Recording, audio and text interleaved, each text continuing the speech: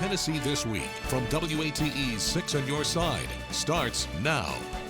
Hello and welcome to Tennessee This Week. I'm Lori Tucker. We are glad you're with us. On Tuesday, Knoxville City Council again voted to delay the vote on the future of Chilhowee Park, this time by 4 weeks. As we've been reporting, selling part of Chilhowee Park to the Emerald Youth Foundation has really divided the community. That just might be an understatement. The Emerald Youth Foundation's proposal is to turn the Tennessee Valley Fair's midway space into athletic fields, courts, and walking trails. However, not everyone is on board with this. I am joined now by Vivian Shipe. She is a community activist who's been vocal about this subject. Thank you for coming in. Thank you for having me. First of all, let's start with this week's City Council decision. Are you happy with the outcome to delay this vote on Chilhowee Park by 4 weeks? I am happy because they did not vote to let it pass. I think that what we have to look at is that this should never have happened. And I would like to deal with the elephant in the room right off the bat. Number one, you don't sell parkland. Number two, this should never have come up in front of City Council. So what I'm thinking is that what has muddied the waters with Emerald, and first of all, let me say this about Emerald. We don't hate Emerald, okay? Emerald has done great things in the city. They have done things in Lonsdale. They're doing really good things in with the Elston Turner. But you don't want Emerald to move to Chilhowee Park? No, and the number one reason I don't want them to move is because you don't sell public land. It's a no for Emerald for Chilhowee Park. Let's offer them somewhere else. Well, what about the fact that the fair owns some of that land and had a deal with the city dating back 3 years? And when I'm looking at that is there's three things when I look at this, that you don't want to say. You don't want to say like Candyman 3 times. You don't want to say Beetlejuice. You don't want to say eminent domain. And what I think has happened is that the fair has been unfairly coerced, in my opinion, about forcing to sell that land and to move from that spot. And I don't agree with that. Well, we have been talking with the city about this, and they say, the proposal was clear that one parcel was owned, again, by the fair, and that the city intended to purchase that parcel for redevelopment, and that the city's current agreement with the fair clearly communicates its desire to redevelop the Midway, and that everybody is on board with that in terms of those parties. The problem that you have with that whole situation with the city is that it was not handled correctly. What we have is the process was wrong. How so? When there are things in place. There are processes and procedures that are in place. When you got ready to sell that land, this is what the mayor did. She said, carte blanche, here you go. Here, you go pick the meeting spots. You go pick who you want to talk to. You go and decide who's going to give us an appraisal on the land. And then you bring us back and we're going to pay, $913,000 for that much land in this time when the land is so valuable and no second or third appraisal. Then when you get that, you say, okay, we've talked to the community. We have 202,000 people in Knoxville, 29,000 in East Knoxville. But you talk to 500 people in only 8 of the community. And there's only 8 of those 8, only 4 were community leaders that you said you talked to. So now, let me go back a little bit, though. We asked the city how was the value of the property in Chilhowee Park that the city was selling to Emerald Youth determined. They said there were indeed 2 appraisals, that one was provided by the purchaser and one by the city. Okay, so we haven't heard that. So that's what I'm saying. There's been so much that has not been told. There's been so much that has been held behind. When even the city council doesn't even understand that this has been going on for 3 years. I'm a community leader. I didn't find out a thing about it until 2 days before the vote. Well, we went back, and Craig Riffith, who's one of our pundits, has helped compile this information as well on the publicly promoted meetings. And these go back to 2022. And there were, I have a whole list here that were publicly promoted. Yes. We're talking about over 20. Right. But you say you didn't know about those? No, and I work right next door to one of the community leaders, had no idea about it. Who decided that's what I'm talking about. You did not let the city promote it. You let this private company that's going to buy it promote it. If you look at what they're doing for Pleasant Ridge right now, look at all the advertisements that they're doing right now to get the information out to the public. That was not done by the city. So you're saying that you don't dislike what Emerald Youth Foundation wants to do. You're saying that this should have been more transparent. The city is saying we were transparent. No, the city was not transparent. And that is the problem with this whole situation. Emerald is a good organization. They do not belong at Chilhowee Park. Why do they not belong there? Because Where would they go instead? This is public land. Okay, that's number one. The first thing we need to deal with is this is public land. You don't sell public land. The second thing is when we're looking at different alternatives. We're not going to say no. We're not going to say no, go away because we need it. We're going to say no, not this spot. So let's look at the old police site. Let's look at 6 and Jessamine. Let's look at Prosser Road. And the reason that I promote the old police site is because of all of the urban renewal. That's the spot that you go back to. If you want to make things right, if you want to work in the inner city, that police spot right there is where you're close to Walter P. You're close to Austin Holmes. You're close to the bus lines. You're close to the Beck Center. So where all the damage was done when we took away 2,000 homes, when we took away churches, and we took away businesses, that's where you go if your motive is pure. Here's what the city says. It's like the property at Chilhowee Park is uniquely situated. It's within walking distance of Austin East, Magnet High School, and the Burlington, Cold Springs, and Chilhowee Park neighborhoods there in East Knoxville, while still allowing access for Spring Hill residents, among others.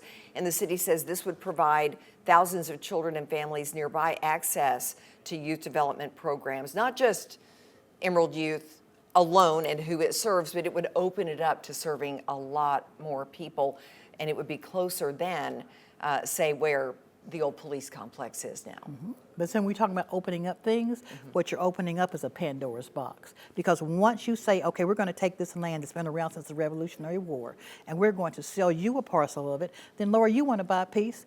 $913,000 is about $70,000 an acre. If I had $70,000, I want a piece. And then you want a piece until all of the land is sold. And it's a historic spot. So number one, we don't sell it. The second thing we got to do is we got to preserve it. We need to go and historically preserve this land so that we get the city. Mayor needs to withdraw it. Speaking of the mayor, she's going to have a town hall in 2 weeks. Are you going to be there? Yes, absolutely, because it is a community meeting. I don't see the need for the second town hall because the people came out 2 weeks ago. She left that meeting when the people really wanted to ask questions. So I'm glad that they moved it to the following week, because to have it when they originally scheduled it for this Monday at 4:30 was not going to reach the people. But this postponing, at some point you're going to have to say no. The mayor needs to withdraw it. If she doesn't withdraw it, the city council needs to say no, and no, not for this spot. And then do it. This was not transparent. This was exclusive. It was not. This was one of the most. It's a debacle to me. Even so, as I mentioned, I'm looking at all these public meetings. Woodbine and Fifth Neighborhood Association, Burlington, African American Equity Restoration Task Force. Information was emailed to 8 other neighborhood associations, hand-delivered to neighbors immediately adjacent to the property, Town Hall East. The list goes on and on. Yes, but yet you say you didn't hear about any of those. I did not hear about it. And then the other thing is, if you go on the site, we just learned today, which if you go on the city site, that there is a letter with all about 40, 50 names from community leaders who worked with the Faith Leaders Initiative. But that letter has been designed to show that the people on that list support this. See, it's the manipulation. And some are questioning that list. Oh, a lot of people are questioning that list, including myself. Mm-hmm. And you don't do that. You don't take something and, we worked hard for COVID. That's what we came on board for. So when I get this letter that says, hey, we support Emerald Youth Foundation, mm-hmm. And it's subliminal, the way that they've done it. And that's the kind of manipulation that's been going on. That's why we need a restart. We need to do it over and start again. Let's go take this away, and then let's come back to the table correctly. I want to ask you, before we let you go, we're almost out of time, but where do you see the fair, yes, has been here for over a century. Where does that fall in? Is that part of your argument that the fair needs to stay where it is? Absolutely. In place of these big youth programs? And where would you feel that the fair could go if the Emerald Youth deal goes through? If we do it right, the Emerald Youth deal will never happen. Not on fairground, on Chilhowee Park. The fair needs to stay there. We have so many people that is affected. For the mayor to say that it's only there for 10 days, but I've talked to people that's their money for that those 10 days. That makes a difference in the community. $11 million is no small amount. So no to the deal. Not even talking about it. All right, Vivian Shipe, thank you so much for being with us. Local activist, very vocal on this and other issues. I thank you for your time. Thank you. Thank you. And our panel of pundits, everyone, will join us next to talk further. Stay with us. We'll be right back. Welcome back to Tennessee This Week. You know, a moment ago, we heard from Vivian Shipe, the local activist, and she shared her opinions on the future of Chilhowee Park. Now let's bring in our panel of pundits to kind of dig in here on what certainly has become a volatile issue. Joining us today, Courtney Piper, Craig Griffith, and Michael Covington. Let's start, welcome everyone. Let's start with Tuesday night's City Council vote to delay the vote on Chilhowee Park by 4 weeks. Was that the right decision? We'll start with you, Michael. The right decision would be for Emerald to tear this agreement up and go away. I think East Knoxville and Lonsdale have spoken pretty effectively, whether anyone has listened to them or not. Neither Lonsdale nor East Knoxville are particularly impressed with Emerald youth. They don't come across as particularly godly. They are coming across more gangster than they are anything else. Why do you say that? When you peel back, well, somebody at that meeting, the forum that Gwen McKenzie had, somebody told a lie. Somebody told an unnecessary lie. When you tell a lie that's unnecessary, usually you're covering something sinister. The mayor said plainly, and I referenced it on the show last week, the mayor said, we didn't lease the land long-term to Emerald and Lonsdale because we were threatened with a lawsuit by right to freedom from religion.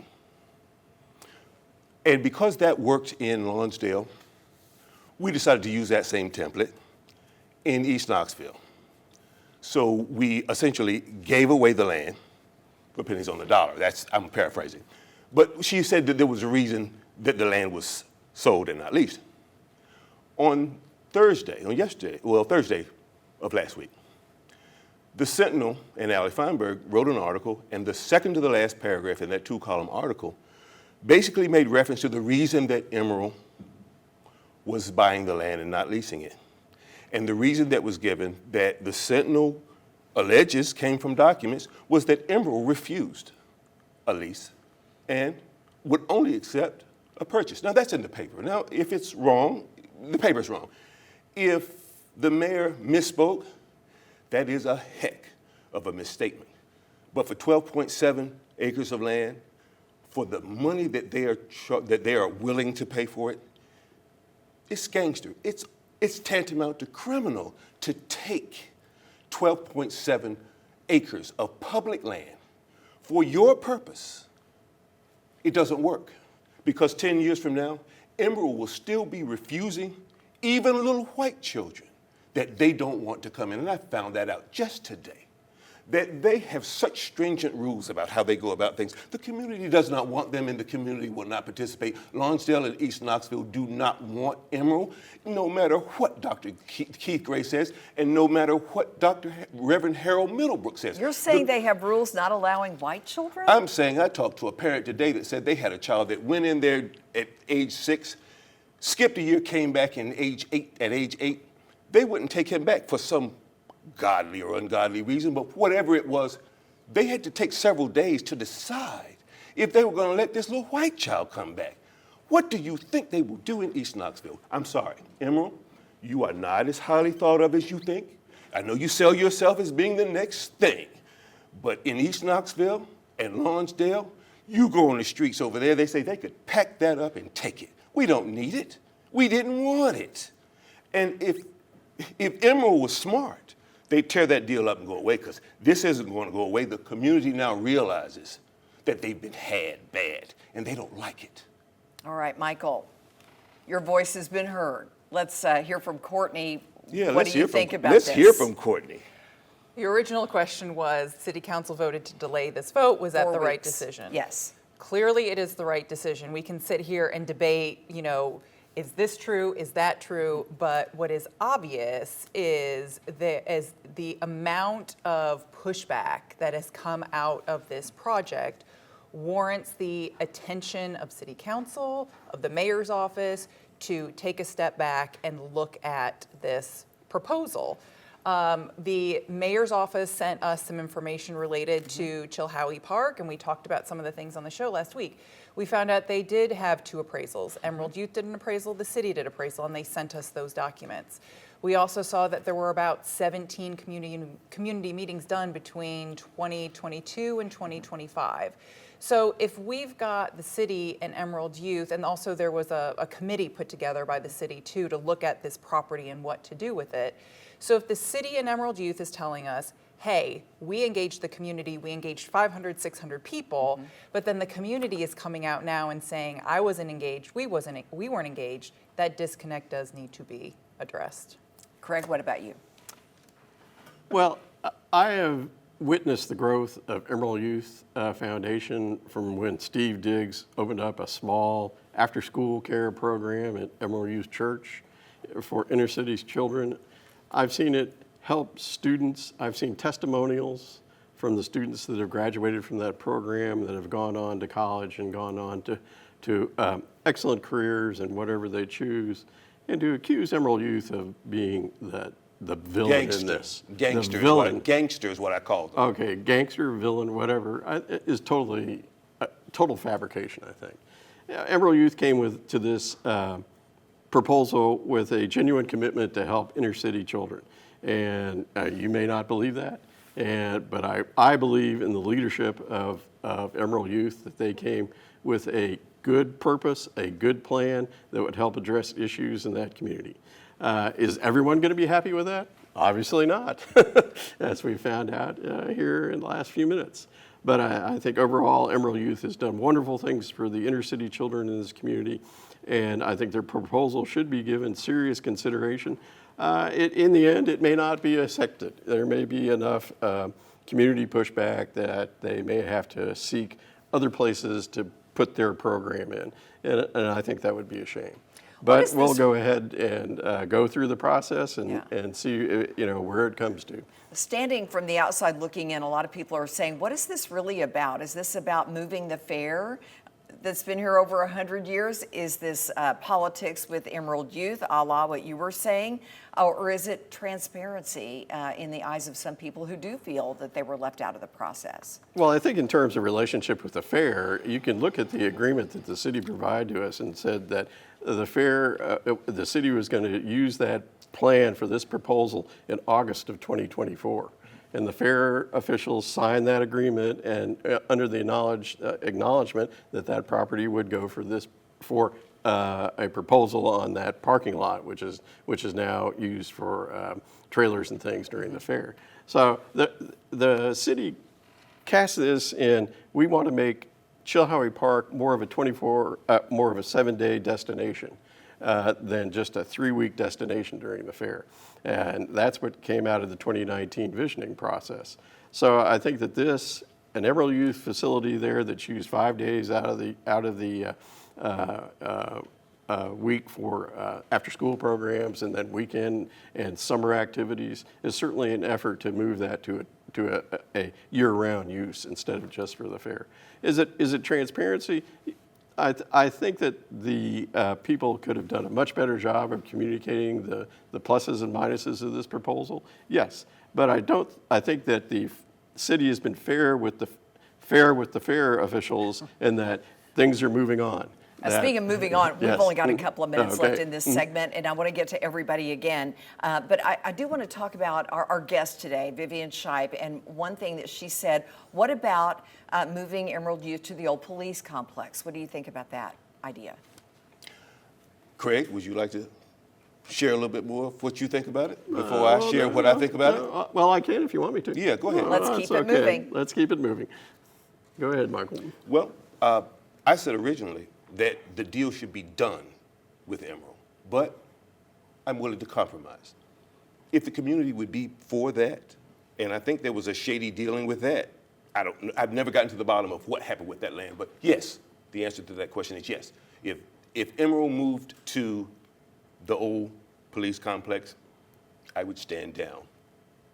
But if they continue with this pursuit of that parkland, the scowl on my face is the 180-degree opposition to the smile on Craig's face. He described it in glowing terms. I'm sitting here representing an electorate that is not able to voice their concern appropriately. What is the difference between Emerald Youth having a facility in Chilhowee Park and the old public safety complex? They're still in East Knoxville. They're just a couple of miles apart. What's the difference? I think it's a matter of the rot being in the wood already. This deal will never work because Emerald and the city have been found to not be transparent. Let's say that. They haven't been transparent purposely. And for that reason, this deal should go away. This deal should die. And if they want to move it to the old complex, I'll stand with them on that. But if they try to stay in that location, the community is going to be against it. You're going to put a $50 million complex in a community that does not want you there? How smart is that? All right, We can move on. we do have to go to break. I'm sorry to interrupt. There is much more to come on Tennessee This Week. Stay with us, everyone. We are back in 90 seconds. Gonna get it when I get home. Welcome back to Tennessee This Week. You can hear the conversation is still going on. Let's change topics here. On Thursday, Governor Lee announced a $1.7 billion expansion coming to Oak Ridge that will create more than 800 new jobs. The company making the expansion is called Oklo, and this announcement is only the latest in a series of nuclear projects coming to our area. Let's bring our panel of pundits back in to see what you all think about this. Craig, we'll start with you. Well, let's start with Courtney. She's Okay, Courtney, she's that's our only fair, yes. nuclear expert. There's so many things to say about this. It shows that East Tennessee is becoming a hub, or is a hub for our nation's nuclear renaissance. This is a $1.7 billion investment that will create 800 jobs. It's the first fuel recycling facility that has private investment. And the reason why this is so important is as we've gotten more executive orders and just priorities as a country that we need more nuclear to power data centers, power generation, and that sort of thing, there's still a lot of fuel and life left in spent nuclear fuel. And so this facility will help us get the most we possibly can out of fuel. But the other thing related to this too is this is a really big win for the Oak Ridge Corridor Oak Ridge Corridor Development Corporation, which is a new organization that formed with the city of Oak Ridge, Roane County, and Anderson County all cooperating on economic development deals specifically for the nuclear supply chain. So this is a big win for local government collaboration. It is a big win for the country, and it's a big win just globally to show folks in the nuclear energy industry and beyond that we are a science and energy innovation hub in East Tennessee. And it certainly is bringing more awareness to the recycled fuels information. What about you, Craig?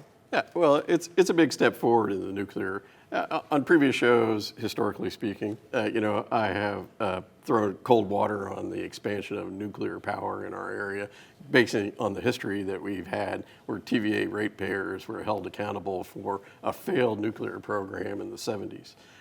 We seem to have learned a lot of lessons from that particular issue, that particular period. Smaller reactors using recycled material. This is a great step forward, and I think that it's going to be turning around this area to a rebirth. It really is the Manhattan Project of the 21st century. Interesting. Michael? I'm always interested to hear Courtney's take on energy. I can trust Courtney. I like the fact that I can get information from people that I know, that I can trust. I don't really understand a lot of nuclear energy. I learn a lot of it sitting on this show listening to my fellow pundits. Trust, honesty. I like what I hear. And as long as the people that we can trust are handling nuclear energy in the state of Tennessee, I think we're going to be okay. Courtney, where do we go from here? What's next? The sky's the limit. The Department of Energy completed its mission in the old K-25 area, which means they cleaned up all of that property and revitalized it so it's ready for industrial use. And right now, with the Oak Ridge Corridor Development Corporation, as well as other local economic development entities, we're slowly populating that property with these new nuclear investments. So the sky's the limit for us. Well, I think we need to get TVA small modular reactor online. I think the next step to me is to prove its it produces energy at a cost that is acceptable and produces enough to make it worthwhile of the investment. Because this company wants to fuel like 7 or 8 small modular reactors with We're out their of fuel. time. So All right, good points get it all. online. Thanks for being with us, everyone. Have a good day. The views of guests on Tennessee This Week are their own and do not represent the views of WATE 6 on your side or Nexstar Broadcasting.